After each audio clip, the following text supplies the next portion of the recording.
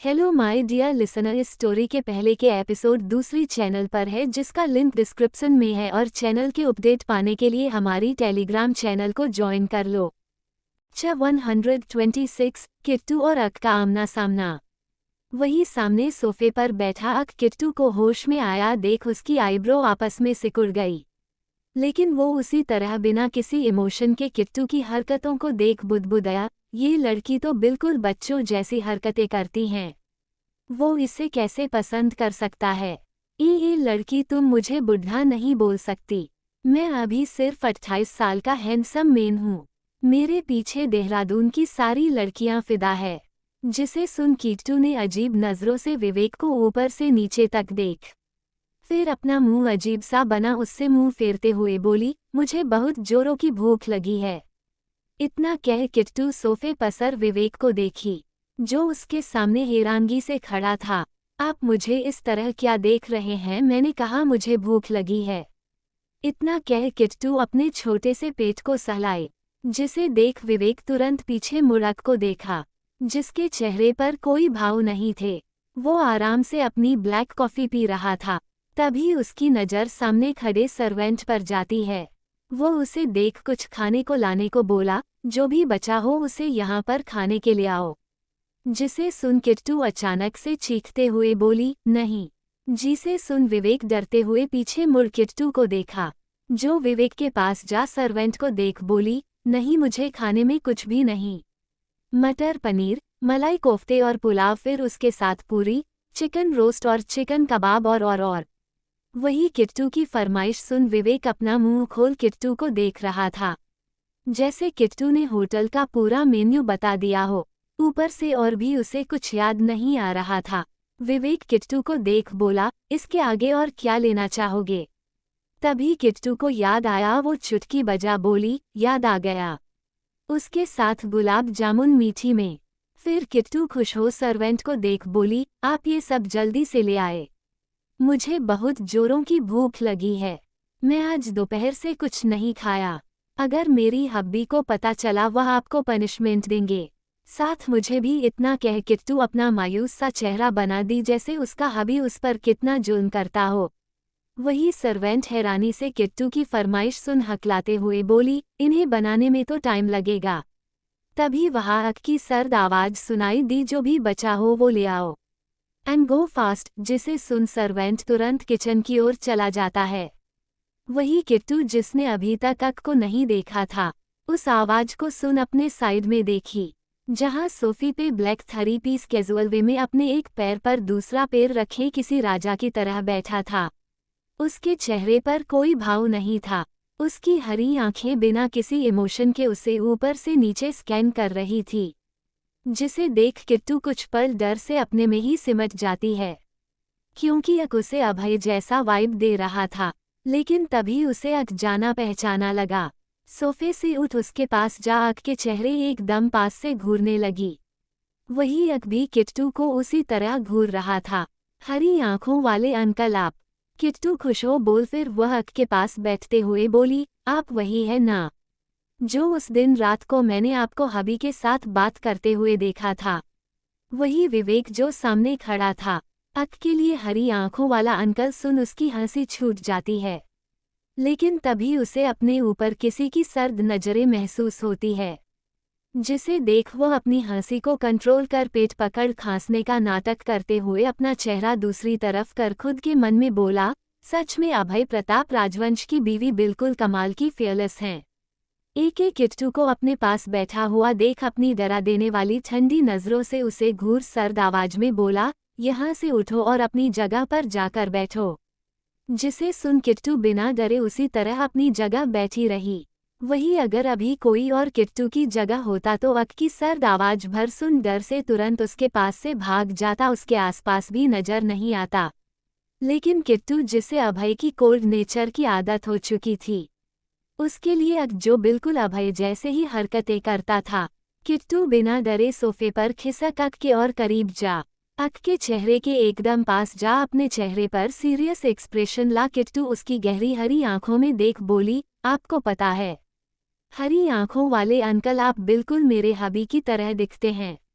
लेकिन फिर थोड़ा सा किट्टू रुक अक के चेहरे से थोड़ा दूर हो उसकी आंखों की तरफ अपनी उंगली पॉइंट करते हुए बोली, लेकिन आपकी यही आंखें किसी बिल्ली की तरह हारी है और मेरी हबी की आंखें ग्रे है किसी प्रिंस की तरह। ये कहते वक्त किट्टू के चेहरे पर एक अलग सी खुशी थी।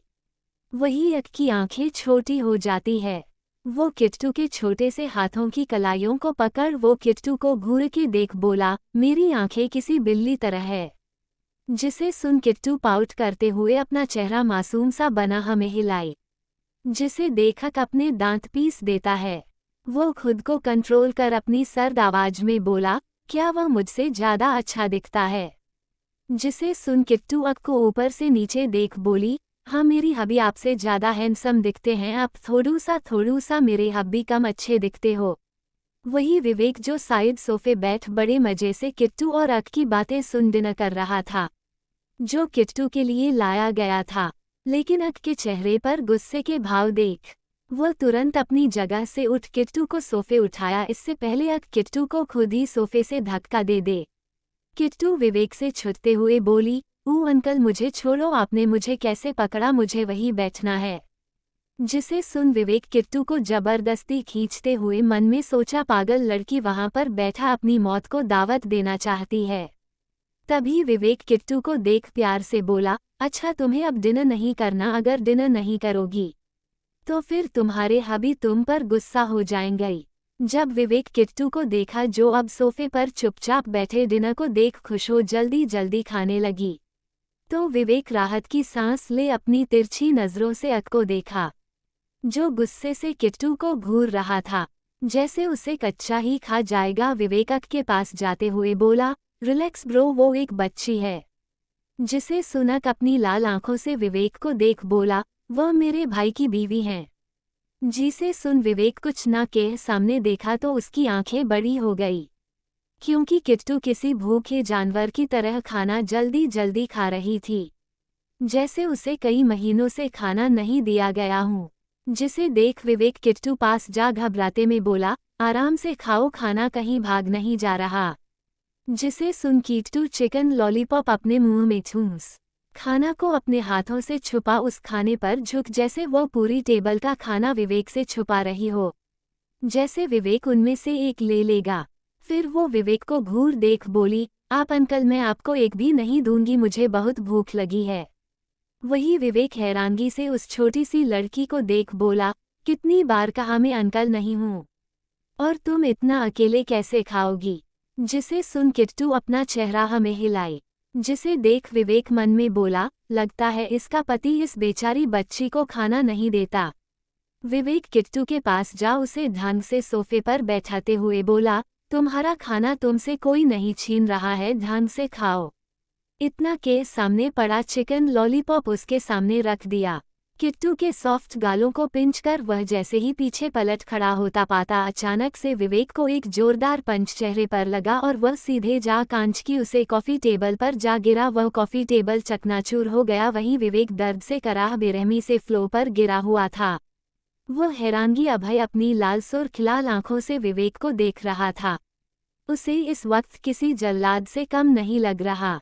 वही किट्टू अपने मुंह में रखे चिकन लॉलीपॉप को नहीं करते हुए सामने खड़े अभय को देखा, बोली हबी। जिसे सुन अभय अपनी लाल आंखों से किट्टू को देखा, जैसे वो आज उसका खूनी कर देगा। जिसे देख किट्टू अंदर तक कांप जाती है।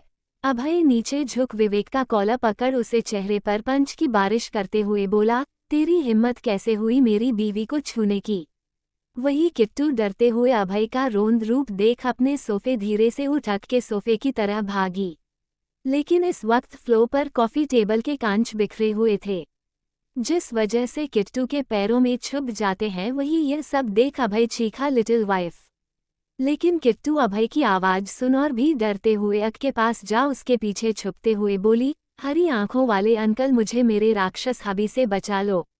वही अक ने भी ये देख लिया था, किट्टू के पैरों में कांच चुभा है। जिसे देख वह बोला, तुम पागल हो, तुम क्या कर रही हो? संभाल के, तुम्हारे पैरों में कांच चुभ चुका है। जिसे सुन किट्टू अपने पैरों में देखी जहां से खून निकल रहा था। लेकिन जब अभय को देखी अपने पास आता हुआ, प्लीज मुझे बचाओ मेरे हबी से। जिसे सुनक हैरानी से किट्टू का डरा हुआ चेहरा देख बोला, तुमने बोला था तुम्हारे हबी मुझसे ज्यादा अच्छे। जिसे सुन किट्टू अक के पीछे छुप बोली, नहीं नहीं नहीं, वो वैम्पायर ड्रैकुला है। अभय बेदर्दी से विवेक को फ्लो पर फेंक अक की तरफ देखा, लेकिन उसकी आंखें और भी ज्यादा सर्द हो जाती है। क्यों अक सोफे पर बैठा था, वही किट्टू अक का कोट पकड़ उसके पीछे सोफे की कोने में छुप रही थी। जिसे देख अभय ने अपने दांत पीस अपने कदम उस ओर बड़ा गुस्से से बोला, लिटिल वाइफ कम आउट। जिसे सुन किट्टू अक के पीछे से अपना चेहरा निकाल अभय के देखते हुए बोली, नो अभी। जिसे सुन अभय जो खुद को कंट्रोल करने की कोशिश कर रहा था। अभय गुस्से से अक के पास जा किट्टू को पकड़ वहां से निकलने लगा। तभी किसी ने अभय का हाथ मजबूती से पकड़ लिया था। 127 अभय का गुस्सा। विवेक किट्टू के पास जा उसे ढंग से सोफे पर बैठाते हुए बोला, तुम्हारा खाना तुमसे कोई नहीं छीन रहा है, ढंग से खाओ। इतना के सामने पड़ा चिकन लॉलीपॉप उसके सामने रख दिया। किट्टू के सॉफ्ट गालों को पिंच कर वह जैसे ही पीछे पलट खड़ा होता पाता, अचानक से विवेक को एक जोरदार पंच चेहरे पर लगा और वह सीधे जा कांच की उसे कॉफी टेबल पर जा गिरा। वह कॉफी टेबल चकनाचूर हो गया। वहीं विवेक दर्द से कराह बेरहमी से फ्लो पर गिरा हुआ था। वह हैरानगी अभय अपनी लाल सुर्ख-लाल आंखों से विवेक को देख रहा था। उसे इस वक्त किसी जल्लाद से कम नहीं लग रहा। वही किट्टू अपने मुंह में रखे चिकन लॉलीपॉप को नहीं करते हुए सामने खड़े अभय को देखा, बोली हबी। जिसे सुन अभय अपनी लाल आंखों से किट्टू को देखा जैसे वो आज उसका खूनी कर देगा। जिसे देख किट्टू अंदर तक कांप जाती है। अभय नीचे झुक विवेक का कॉलर पकड़ उसे चेहरे पर पंच की बारिश करते हुए बोला, तेरी हिम्मत कैसे हुई मेरी बीवी को छूने की। वही किट्टू डरते हुए अभय का रोंद रूप देख अपने सोफे धीरे से उठ के सोफे की तरह भागी। लेकिन इस वक्त फ्लो पर कॉफी टेबल के कांच बिखरे हुए थे, जिस वजह से किट्टू के पैरों में छुप जाते हैं। वही यह सब देख अभय चीखा, लिटिल वाइफ। लेकिन किट्टू अभय की आवाज सुन और भी डरते हुए अक के पास जा उसके पीछे छुपते हुए बोली, हरी आंखों वाले अंकल, मुझे मेरे राक्षस हबी से बचा लो। वही अक ने भी ये देख लिया था, किट्टू के पैरों में कांच चुभा है। जिसे देख वह बोला, तुम पागल हो, तुम क्या कर रही हो, संभाल के, तुम्हारे पैरों में कांच चुभ चुका है। जिसे सुन किट्टू अपने पैरों में देखी जहां से खून निकल रहा था। लेकिन जब अभय को देखी अपने पास आता हुआ, प्लीज मुझे बचाओ मेरे हबी से।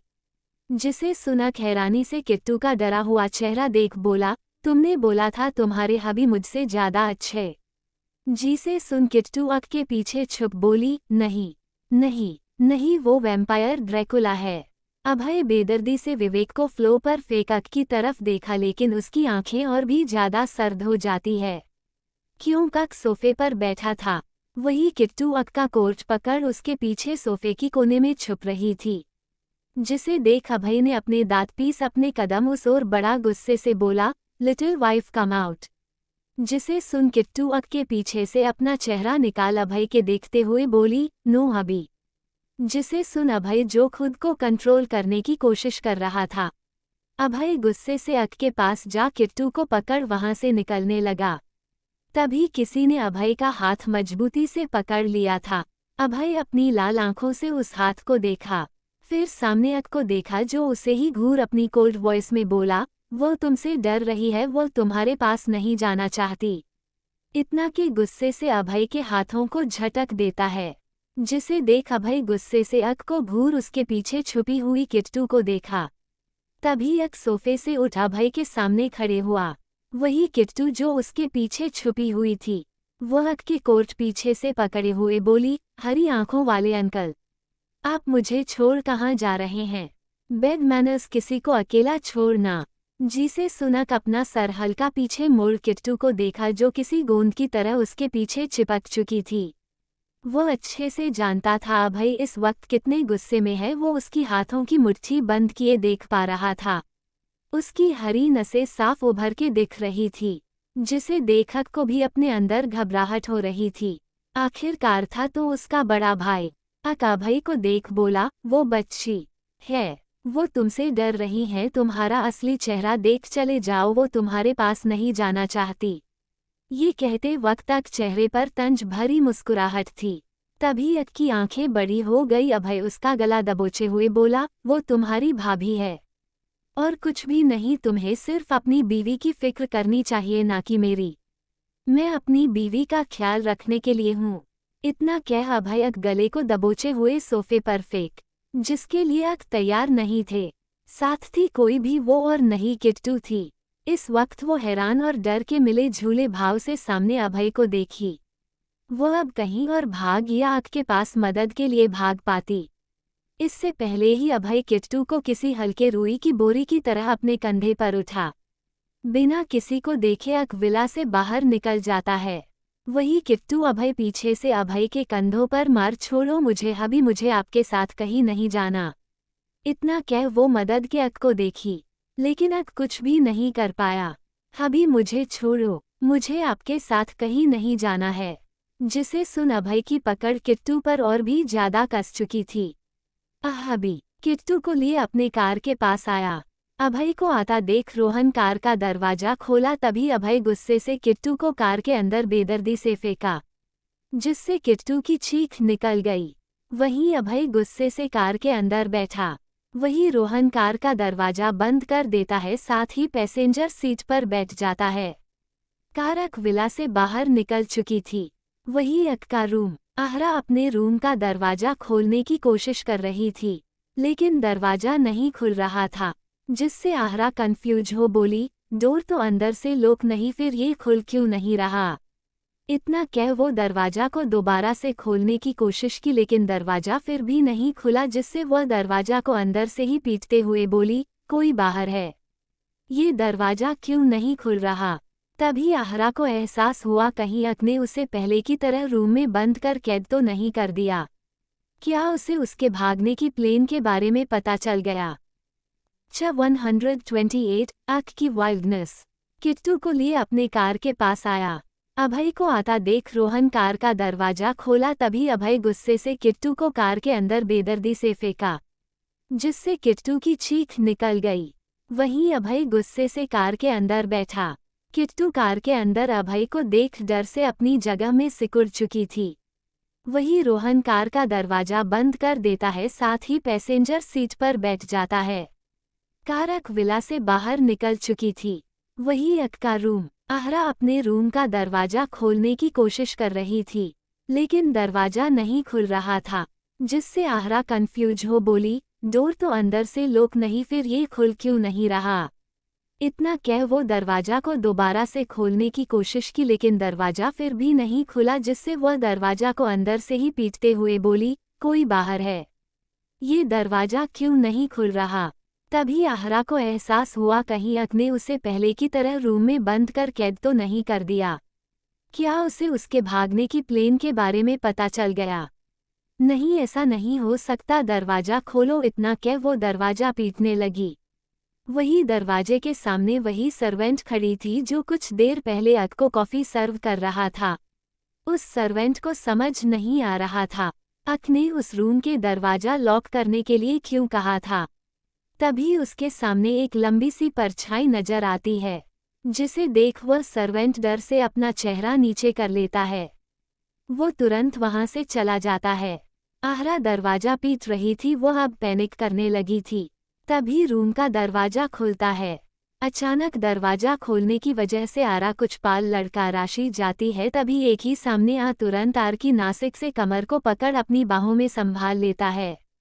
वहीं आहरा डरते हुए सामने देखी, जहां उसे अक का शांत चेहरा नजर आया। बेबी डॉल, क्या तुम फिर से भागना चाहती थी। जिस सुन आहरा होश में आ डरते हुए अक को देख अपना चेहरा नमे हिला बोली, ये बकवास है। जिसे सुन अक चेहरे पर कोई भाव नहीं आए। वो उसी तरह अपने इंडेक्स फिंगर से आहरा के माथे के पसीने को पोंछते हुए बोला, लेकिन बेबी डॉल, तुम्हारे चेहरे के एक्सप्रेशन तो कुछ और बता रहे हैं। जिसे सुन आहरा तुरंत अपने चेहरे के भाव बादल शांत एक्सप्रेशन के साथ अक को खुद से दूर करते हुए बोली, अगर मेरा भागना इतना ही आसान होता तो मैं यहाँ से कब का भाग चुकी होती, साथ ही तुम्हारे पास कभी नहीं होती। इतना कह वह अक को खुद से दूर झटकी। वही आहरा को फिर से खुद से दूर जाने की बात सुन खुद से दूर जाता हुआ देख वह तुरंत आगे बढ़ आहरा की कमर को पकड़ उसे अपने करीब कर उसकी कमर को मसलते हुए बोला, इतनी जल्दी क्या है बेबी डॉल। आहरा अक के हाथों को अपने कमर से हटाने की कोशिश करते हुए दर्द से कराह बोली, ये क्या कर रहे हो, मुझे दर्द हो रहा है, छोड़ो अब। लेकिन अक की पकड़ उतना ही ज्यादा उस पर कशते चली गई। वह अपने होंठ आहरा के होठों पर रखा, उसके होठों को दबोच बेरहमी से कुंतर उसे चूमने लगा। आमम प्लीज लिव। तभी अचानक अक आहरा से दूर हुआ। आहरा के कैप्ते होठों को देखा जो इस वक्त बुरी तरह सूज चुके थे। उसके होठों से खून बह रहा था। आहरा बुरी तरह हाफ रही थी, जैसे उसकी किसी ने सांसें छीन ली हो। वह इंटेंसली आहरा को ऊपर से नीचे स्कैन किया, तभी उसकी नज़र ऊपर नीचे हो रहे उसके सीने पर चली गई, जिसे देखकर गला बुरी तरह सूखने लगा, जैसे उसे बहुत जोरों की प्यास लगी हो। वो अपना सलाइवा गटक अपने गले को तर किया। उसके हाथ आहरा के उभारों पर चले गए, साथ ही नर्म एहसास को पा उसकी पकड़ कस गई। अब बेशर्म इंसान, छोड़ो। वही अक अपना पूरा कंट्रोल हो चुका था। तभी अचानक से अक आहरा को अपनी गोद में उठा रूम के अंदर चल दिया। वो बेड के पास जा आहरा को बेरहमी से बेड फेंक अपने कपड़े बेदर्दी से अपने शरीर से अलग करने लगा। वही आहर डरते हुई अक को देखी। वो जानती थी इससे आगे वो उसे रोक नहीं सकती, क्योंकि वो उसे रोज रात को बेकाबू और पागल सा हो जाता था। तभी आहरा की चीख निकल जाती है, क्योंकि अक बेड पर आ उसके पैरों को एक झटके से खींच अपनी तरफ किया। वो उसकी सिल्की नाइटी को अपने हाथों से पकड़ गीच उसके शरीर से अलग करने की कोशिश करने लगा। वो उसकी पतली सी स्ट्रैप स्लीव को एक झटके से खींचा, जिससे वह टूट सी गई, साथ ही उसकी क्लीवेज उभर के नजर आने लगी। उसके होंठ अचानक से आहरा के दरारों पर चले गए। वो उन्हें चुमते हुए उसके उभारों पर आ चुका था, जिससे आहरा दर्द से कराह उठिया। वही एक होंठ उसके उभारों पर अपनी बदमाशियां करने लगे थी। वो उन पर अपने दांत गड़ा अपने एहसास छोड़ने लगा था। उसी के साथ अक ने कब आहरा की और अक के कपड़े दोनों के शरीर से अलग हो फ्लो पर गिर चुके थे। अक बुरी तरह आहरा में को उस पर हावी हो अपनी आगोश में समा चुका था, जिससे आहरा की दर्द से चीख निकाल गई। वही अक वाइल्ड होते हुए अपनी हसरतें पूरी कर रहा था। आज उसकी हरकतें और भी ज्यादा बेरहम थी, जिससे आहरा को और भी ज्यादा तकलीफ हो रही थी। कुछ ही पलों में दोनों की तेज सांसों की आवाज उसे रूम में गूंज उठी। वहीं दूसरी तरफ वही कार में किट्टू डर से सहमी हुई बैठी थी। इस वक्त कार मोहाल काफी ज्यादा ठंडा था, जिससे किट्टू कपकपी छूट रही थी। वह डरते हुए अपनी नसरी ऊपर उठा, सामने अपने को अच्छी कुछ ना उसी तरह बैठा हुआ था जैसे और भी ज्यादा डरावना दिख रहा था। तभी कर अभय के प्रश्न मिलकर सामने खड़े कर में देखा जाकर दुकान से निकलने का नाम नहीं दे रही थी।